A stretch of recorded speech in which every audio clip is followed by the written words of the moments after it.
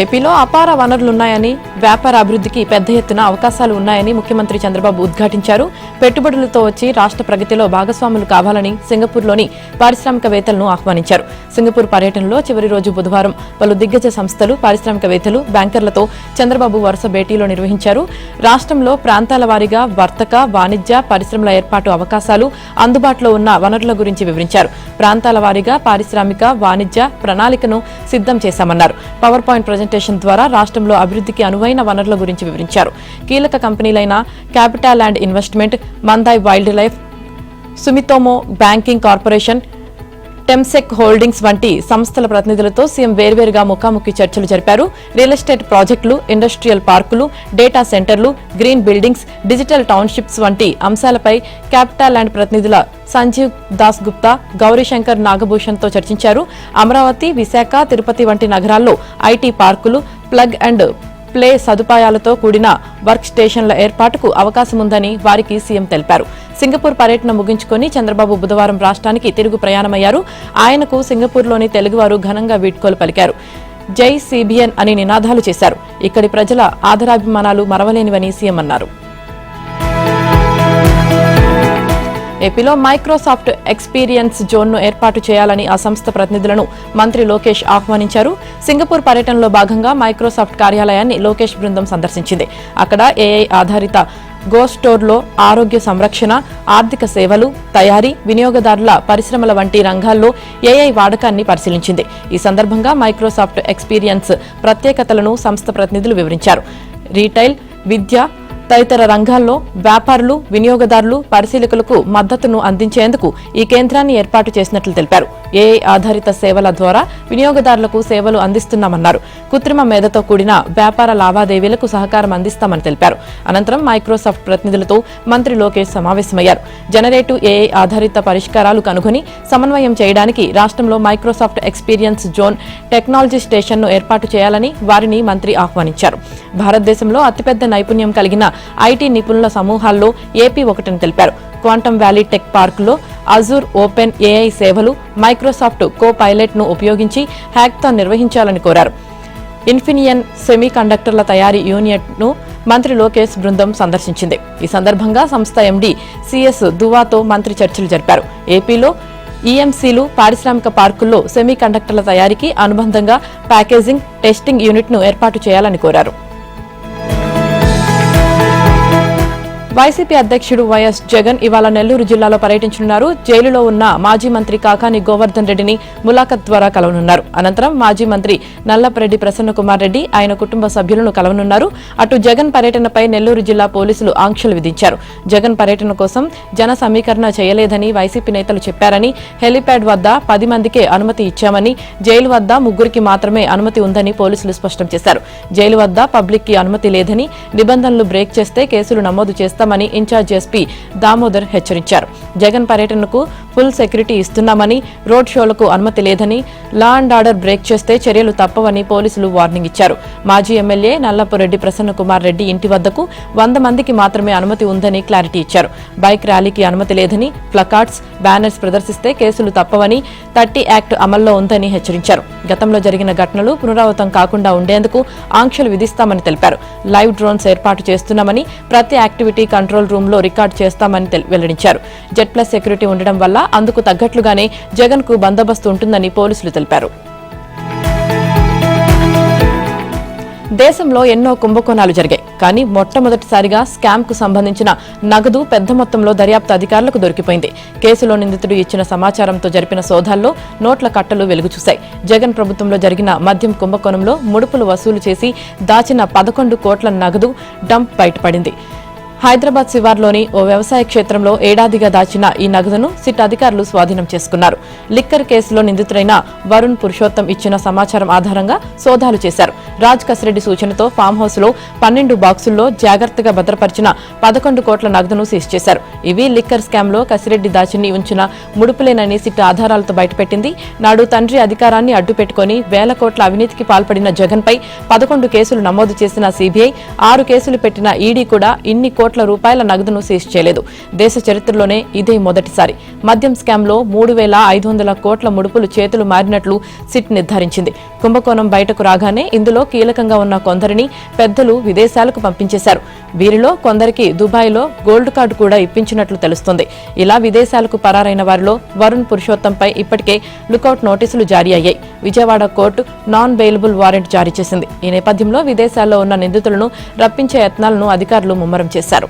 వరుణ్ పురుషోత్తం మంగళవారం రాత్రి దుబాయ్ నుంచి వస్తున్నట్లు తెలుసుకుని శంషాబాద్ ఎయిర్పోర్ట్లో అతన్ని అరెస్టు చేశారు. వరుణ్ ఇచ్చిన సమాచారంతో శంషాబాద్ మండలం కాచారంలోని ఫామ్ హౌస్ లో దాడులు నిర్వహించారు. నగదు స్వాధీనం చేసుకుని విజయవాడకు తరలించారు. వరుణ్ ను విజయవాడ సిట్ కార్యాలయానికి తరలించి విచారిస్తున్నారు. ఈ ఏడాది డిసెంబర్ నాటికి పోలవరం ప్రాజెక్టు డయాఫ్రమ్ వాల్ పనులు పూర్తి చేస్తామని ఏపీ మంత్రి నిమ్మల రామానాయుడు చెప్పారు. అలాగే వచ్చే ఏడాది మార్చికి ఎర్త్కమ్ రాక్ఫిల్ డ్యాం గ్యాప్ 1 ను పూర్తి చేస్తామని తెలిపారు. విజయవాడ క్యాంపు కార్యాలయంలో పోలవరం ప్రాజెక్టుతో సహా ఎడమ ప్రధాన కాలువ పనుల పురోగతిపై మంత్రి వీడియో కాన్ఫరెన్స్ ద్వారా సమీక్షించారు. జలవనరుల శాఖ అధికారులతో మాట్లాడారు. ఎడమ ప్రధాన కాలువ పనుల లక్ష్యాల మేరకు వేగంగా సాగుతున్నాయని అధికారులు వివరించారు. డయాఫ్రమ్ వాల్ 40% పురోగతి సాధించినట్లు తెలిపారు. డయాఫ్రమ్ వాల్ 373 ప్యానెల్ కు గాను ఇప్పటికే క్లిష్టంగా ఉన్న 130 ప్యానెల్ను పూర్తి చేశామని అధికారులు వివరించారు. వరద కాలంలో కూడా పనులు ఆగకుండా డీ వాటరింగ్ చేసుకుంటూ డిసెంబర్ నాటికి పూర్తి చేస్తామని వెల్లడించారు. ఎర్త్కమ్ రాక్ఫిల్ డ్యాం గ్యాప్ 1 పనులు 2026 మార్చి నాటికి పూర్తి చేస్తామని అధికారులు ధీమా వ్యక్తం చేశారు. ఈసీఆర్ఎఫ్ గ్యాప్ 2 డిజైన్ల కేంద్రం సంఘం పోలవరం ప్రాజెక్టు అథారిటీ ఆమోదం పొందిన వెంటనే నవంబర్ నాటికి పనులు మొదలు పెడతామని వివరించారు. పోలవరం ఎడమ కాలువ పనులు పూర్తి చేసి 2026 కల్లా ఉత్తరాంధ్రకు గోదావరి జలాలు తీసుకువెళ్లేలా ముఖ్యమంత్రి చంద్రబాబు లక్ష్యాన్ని నెరవేర్చేలా చూడాలని అధికారులకు రామానాయుడు ఆదేశాలు జారీ చేశారు. గడిచిన 5 ఏళ్లలో నాటి ముఖ్యమంత్రి జగన్ నిర్లక్ష్యం చేశారన్నారు. పోలవరం ఎడమ కాలువకు ₹1 కూడా ఇవ్వలేదని, తట్టి మట్టి కూడా తవ్వలేదని రామానాయుడు విమర్శించారు. ఏపీలో వివిధ జిల్లాల్లోని రహదారుల అభివృద్ధి పనులు చేపట్టాలని కేంద్ర మంత్రి నితిన్ గడ్కరీకి విజ్ఞప్తి చేశారు. పార్లమెంట్లో కేంద్ర మంత్రి కార్యాలయంలో ఆయనతో మంత్రి సత్యకుమార్, ఎంపీ కేశినేని చిన్ని భేటీ అయ్యారు. ఈ సందర్భంగా శ్రీ సత్యసాయి జిల్లా, ఎన్టీఆర్ జిల్లాలకు చెందిన వివిధ రహదారుల విస్తరణ, కొత్త రహదారుల నిర్మాణాన్ని చేపట్టాలని కోరుతూ వారు వినతి పత్రాలు అందించారు. ఏపీలో 9,500 కోట్లతో చేపట్టిన వివిధ అభివృద్ధి కార్యక్రమాల శంకుస్థాపన, ప్రారంభోత్సవాల కోసం ఆగస్టు 2న కేంద్ర మంత్రి గడ్కరీ రాష్ట్రానికి వస్తున్నారని మంత్రి సత్యకుమార్ తెలిపారు. ఏపీలో ప్రాంతీయ అనుసంధానాన్ని పెంచడానికి ముఖ జాతీయ రహదారి, పట్టణ రవాణా ప్రాజెక్టులకు కేంద్ర సహకారం అందించాలని మంత్రి నితిన్ గడ్కరీకి టీడీపీ ఎంపీలు విన్నవించారు. పార్లమెంట్లో కేంద్ర మంత్రితో ఆయన కార్యాలయంలో టీడీపీ ఎంపీలు భేటీ అయ్యారు. NH65 కానూరు నుంచి మచిలీపట్నం వరకు విస్తరణ పనులు చేపట్టాలని, NH65లో హైదరాబాద్ నుంచి అమరావతికి నిరంతరాయ రాకపోకల కోసం సదుపాయాలు కల్పించాలని, విశాఖపట్నం, విజయవాడలో డబుల్ డెక్కర్ ఫ్లైఓవర్ నిర్మించాలని ఎంపీలు కోరారు. ఏపీ ప్రభుత్వం సమర్పించిన జల, సాగునీటి సంబంధిత ప్రతిపాదనల అమలుకు సహకారం అందించాలని కేంద్ర జలశక్తి మంత్రి సిఆర్ పాటిల్ కు టీడీపీ ఎంపీలు విజ్ఞప్తి చేశారు. కేంద్ర మంత్రి రామ్మోహన్ నాయుడు నేతృత్వంలో టీడీపీ ఎంపీలు లావు శ్రీకృష్ణదేవరాయలు, కలిశెట్టి అప్పలనాయుడు, సానా సతీష్ సిఆర్ పాటిల్తో భేటీ అయ్యారు. ఇటీవల కేంద్రం పునరుద్ధరించిన జల్ జీవన్ మిషన్ను రాష్ట్రంలో అమలు చేసేందుకు సహకారం అందించాలని కోరారు. ఏపీసీఐడీ మాజీ చీఫ్ సంజయ్ ముందస్తు బెయిల్ పిటిషన్పై ఇవాళ వాదనలు వినిపించాల్సిందేనని, లేదంటే ప్రత్యామ్నాయ మార్గాలు చూసుకోవాలని సుప్రీంకోర్టు ఆయన తరపు న్యాయవాదులకు స్పష్టం చేసింది. అగ్నిమాపక శాఖలో నిరభ్యంతర పత్రాలను ఆన్లైన్లో జారీ చేసేందుకు అగ్ని ఎన్ఓసీ వెబ్సైట్, మొబైల్ యాప్ అభివృద్ధి, నిర్వహణ, 150 ట్యాబ్ల సరఫరా కాంట్రాక్ట్ను అప్పటి జైళ్ల శాఖ DG Sanjay Sowthrika technologies and infra సంస్థకు అప్పగించారు.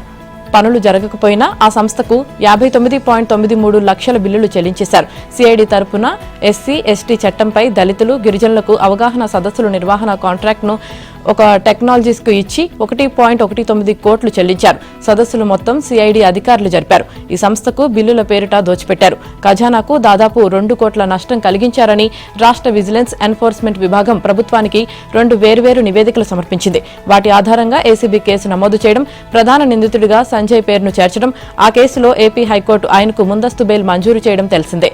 హైకోర్టు తీర్పును ఈ ఏడాది మార్చి 5న రాష్ట్ర ప్రభుత్వం సుప్రీంకోర్టులో సవాల్ చేసింది. ఆ పిటిషన్పై బుధవారం ద్విసభ్య ధర్మాసనం విచారణ చేపట్టింది. అయితే సంజయ్ తరపున సీనియర్ న్యాయవాది కపిల్ సిబల్ అందుబాటులో లేరని జూనియర్ న్యాయవాది తెలిపారు. విచారణను వాయిదా వేయాలని కోరారు. ఈ నేపథ్యంలో నేడు వాదనలు వినిపించాలని, లేని పక్షంలో వేరే మార్గాలు చూసుకోవాలని సంజయ్ తరపు న్యాయవాదులను ధర్మాసనం హెచ్చరించింది.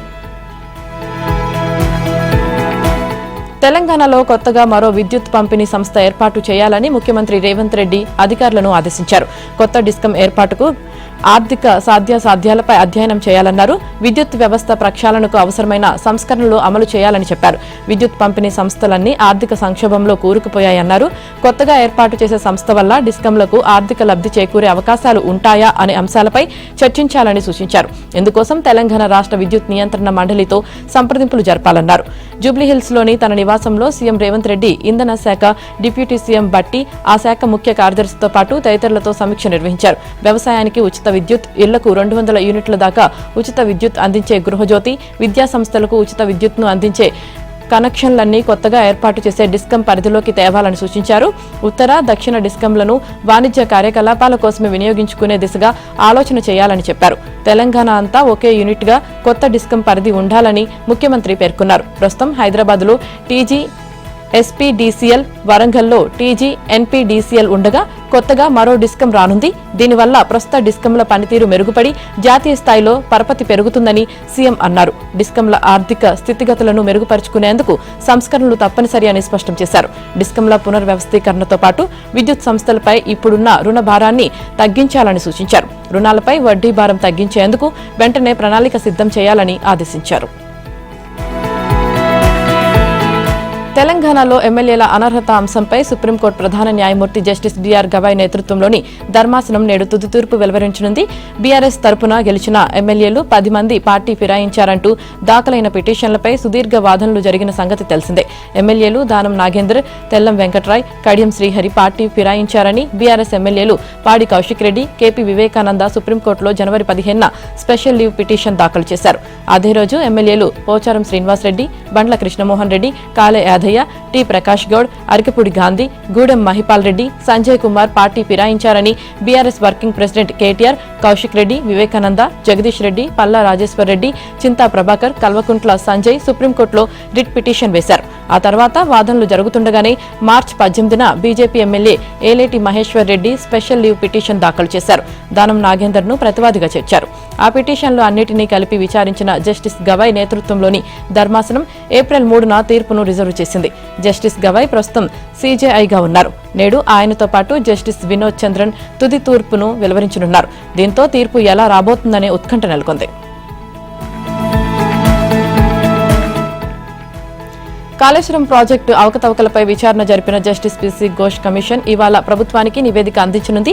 ఈ నివేదికను రాహుకాలం రాకముందే అందించాలని కమిషన్ నిర్ణయించింది. ఉదయం 7:15 నుంచి 9 గంటల మధ్య వ్యర్థం ఉండగా ఉదయం 9:58 నుంచి 10:45 మధ్య దుర్ముహూర్తం ఉంది. దీంతో ఉదయం 9:02 నుంచి 9:57 మధ్య నివేదికను తీసుకువెళ్లడానికి రావాలంటూ నీటిపారుదల శాఖ ఉన్నతాధికారులకు కమిషన్ కార్యాలయం సమాచారం ఇచ్చింది. స్వతహాగా commission chairman justice Pinaki Chandra Ghose కు రాహుకాలంపై నమ్మకం లేదు. కానీ కమిషన్ కార్యాలయం ఈ మేరకు నిర్ణయం తీసుకున్నట్లు సమాచారం. కాళేశ్వరం ప్రాజెక్టులోని మేడిగడ్డ, అన్నారం, సుందిళ్ల బ్యారేజీలపై గత ఏడాది మార్చిలో ప్రభుత్వం కమిషన్ ఏర్పాటు చేయగా అదే ఏడాది జూన్ నుంచి విచారణ ప్రారంభమైంది.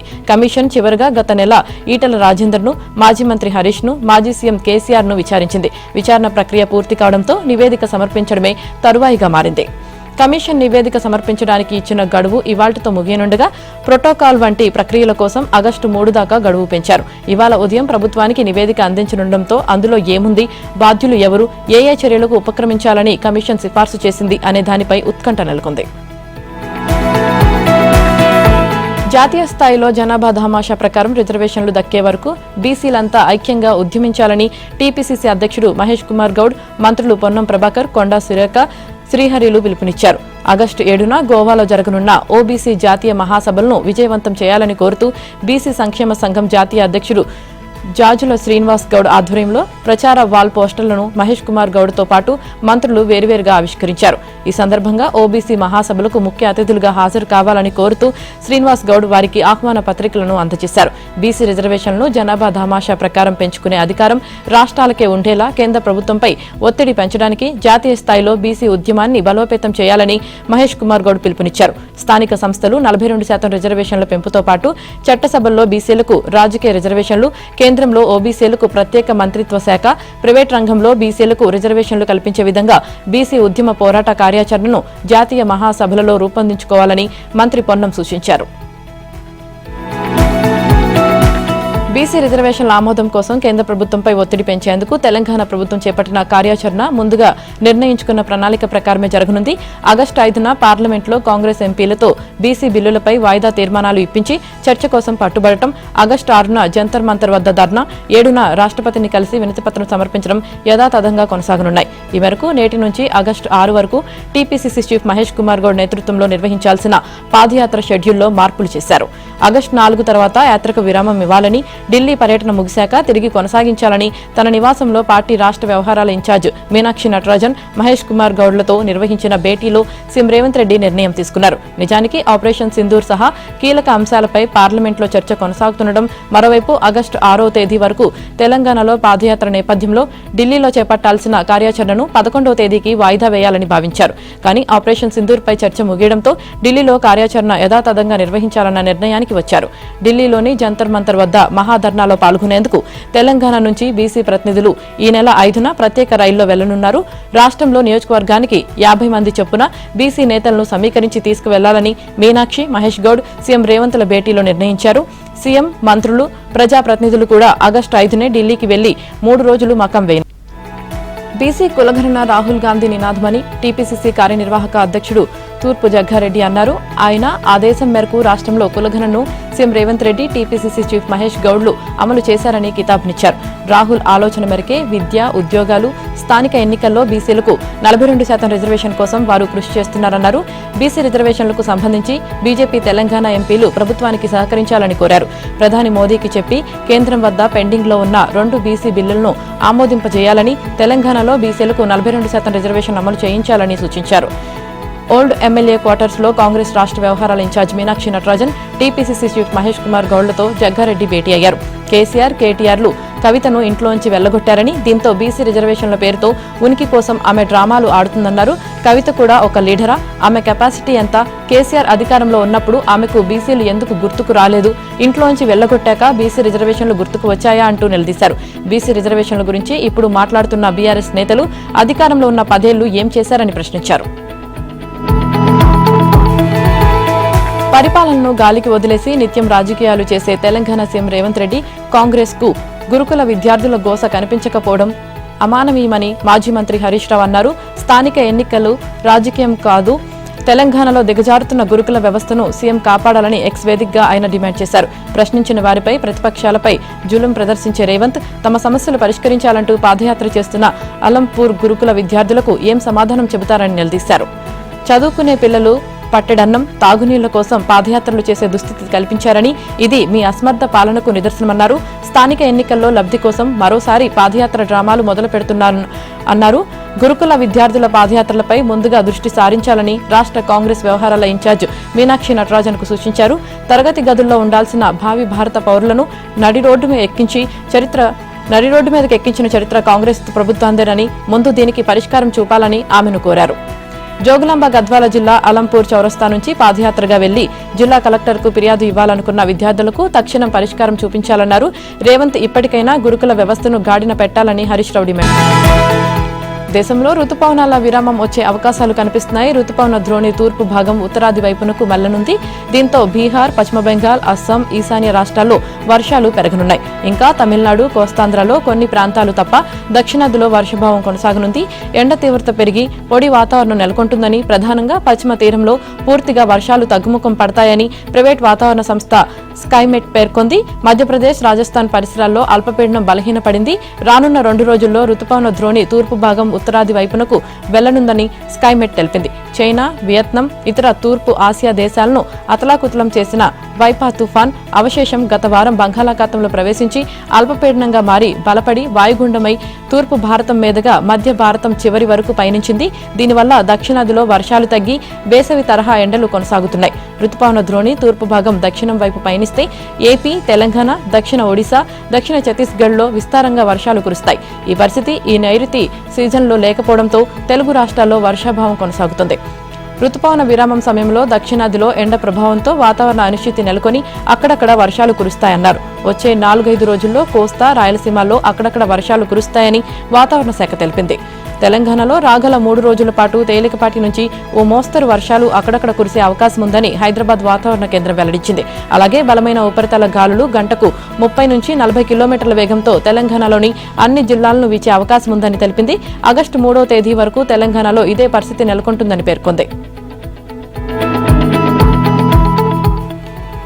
లోక్సభ ఈశాన్యం రాష్ట్రం మణిపూర్లో రాష్ట్రపతి పాలనను ఆగస్టు 13 తర్వాత నుంచి మరో 6 నెలలు పొడిగించడానికి సంబంధించిన తీర్మానానికి లోక్సభ ఆమోదం తెలిపింది. హోంశాఖ సహాయ మంత్రి నిత్యానంద్ రాయ్ ఈ తీర్మానాన్ని లోక్సభలో చర్చకు ప్రవేశపెట్టారు. మణిపూర్లో ఫిబ్రవరి 13న రాష్ట్రపతి పాలన విధించగా ఏప్రిల్ 2న పార్లమెంట్ ఆమోదం తెలిపిందని స్పీకర్ ఓం బిర్లా పేర్కొన్నారు. రాష్ట్రపతి పాలనకు పార్లమెంట్ తెలిపిన ఆమోదం 6 నెలల పాటు చెల్లుబాటు అవుతుంది. ఒకవేళ రాష్ట్రపతి పాలనను మరో 6 నెలల పాటు పొడిగించాలంటే చట్టబద్దమైన తీర్మానాన్ని పార్లమెంట్లోని ఉభయ సభలు ఆమోదం తెలపాల్సి ఉంటుంది.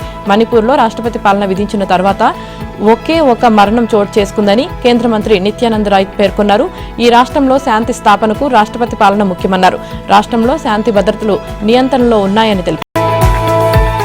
విదేశాంగ మంత్రి జయశంకర్ రాజ్యసభలో కాంగ్రెస్ అగ్రనేత రాహుల్ గాంధీని, ఏఐసీసీ ప్రధాన కార్యదర్శి జైరాం రమేష్ ను చైనా గురువులుగా అభివర్ణించారు. దౌత్యవేత్తగా పనిచేసిన తనకు చైనా గురించి పెద్దగా తెలియదని, రాహుల్ ఆయన కుటుంబ సభ్యులు మాత్రం బీజింగ్ ఒలింపిక్స్ కు వెళ్లి చైనా గురించి తెలుసుకున్నారని, ఇక్కడి చైనా రాయబారి నుంచి ప్రత్యేకంగా ట్యూషన్లు చెప్పించుకున్నారని ఎద్దేవా చేశారు.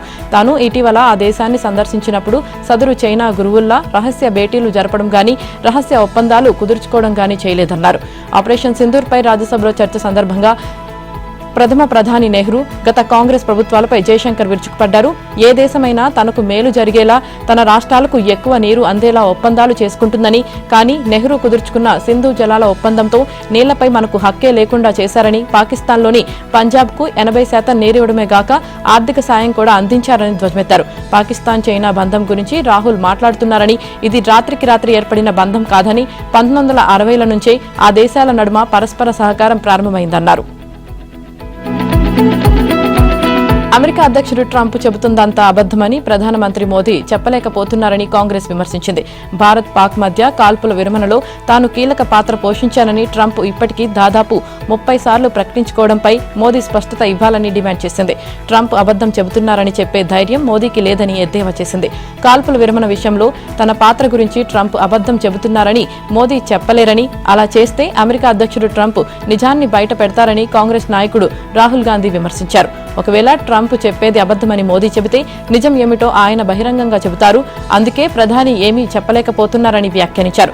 ట్రంప్ అబద్దం చెబుతున్నారని చెప్పే ధైర్యం మోదీకి లేదని, ఈ వ్యవహారం మొత్తం అనుమానాస్పదంగా ఉందని కాంగ్రెస్ అధ్యక్షుడు రష్యా తూర్పు కోసన ఉన్న ద్వీపకల్పం సమీపంలో సముద్రంలో భారీ భూకంపం వచ్చింది. బుధవారం ఉదయం 7 గంటల సమయంలో ఏకంగా 8.8 మాగ్నిట్యూడ్తో భూకంపం వచ్చింది. దీనితో ద్వీపకల్పం ఊగిపోయింది. చుట్టూ 100 కిలోమీటర్ల దూరంలోని ప్రాంతాలకు ఈ ప్రకంపనలు విస్తరించాయి. దీనికి తోడు 6, 7 తీవ్రతతో వచ్చిన మరికొన్ని ప్రకంపనలు పసిఫిక్ తీర ప్రాంత దేశాల్లో సునామీ భయాన్ని రేకెత్తించాయి. 20 ఏళ్ల కింద హిందూ మహాసముద్రంలో, 14 ఏళ్ల కింద జపాన్ సమీపంలో భూకంపాలతో వచ్చిన భారీ సునామీల వంటివి రావచ్చనే కలకలం చెలరేగింది. దీనితో భూకంప ప్రాంతానికి సమీపంలోని దేశాలు ప్రజలను తీర ప్రాంతాల నుంచి దూరంగా తరలించాయి. రష్యా తూర్పు తీరంలో 4 మీటర్ల ఎత్తున జపాన్, అమెరికాలోని హవాయ్, ఆల్కాస్, పశ్చిమ తీర ప్రాంతాల్లో, ఫిలిప్పీన్స్లో మీటర్ ఎత్తున చిన్నపాటి సునామీ అలలు మాత్రమే వచ్చాయి. సముద్ర తీరంలోని నిర్మాణాలు స్వల్పంగా దెబ్బతినడం, బోట్లు కొట్టుకుపోవడం వంటి నష్టం జరిగింది. దీనితో సునామీ హెచ్చరికలను వెనక్కి తీసుకున్నారు. తీర ప్రాంతాల్లో ముందస్తుగా హెచ్చరికలు జారీ చేయడంతో ఎక్కడా ప్రాణ నష్టం జరగలేదు. రష్యా, జపాన్ మాత్రం పదుల సంఖ్యలో జనం గాయపడినట్లు ప్రకటించాయి. అయితే మళ్లీ భూకంపం వచ్చే అవకాశం ఉన్నందున నిపుణుల హెచ్చరికల నేపథ్యంలో పసిఫిక్ తీర ప్రాంత దేశాలు అప్రమత్తంగా ఉండాలన్న సూచన. మాంచెస్టర్ టెస్టులో అద్భుత పోరాటాన్ని ప్రదర్శించిన భారత జట్టు ఇంగ్లాండ్ పర్యటనను విజయంతో ముగించాలనుకుంటోంది. ఇంగ్లాండ్తో 5 టెస్టుల సిరీస్లో 1-2తో వెనుకంజలో ఉన్న శుభమన్ గిల్ సేన ఇవాల్టి నుంచి ఓవల్లో జరిగే 5వ ఆఖరి మ్యాచ్లో గెలిచి సిరీస్ను సమం చేయాలనే పట్టుదలతో ఉంది. లార్డ్స్లో క్రాలేతో గిల్ వాగ్వాదం, ఓల్డ్ ట్రాఫోర్డ్లో స్టోక్స్ డ్రా ప్రతిపాదనను జడేజా నోచెప్పడం, తాజాగా క్యూరేటర్ లీవ్ గంభీర్ ఆగ్రహం వంటి ఘటనతో సిరీస్ హాట్ గా మారింది.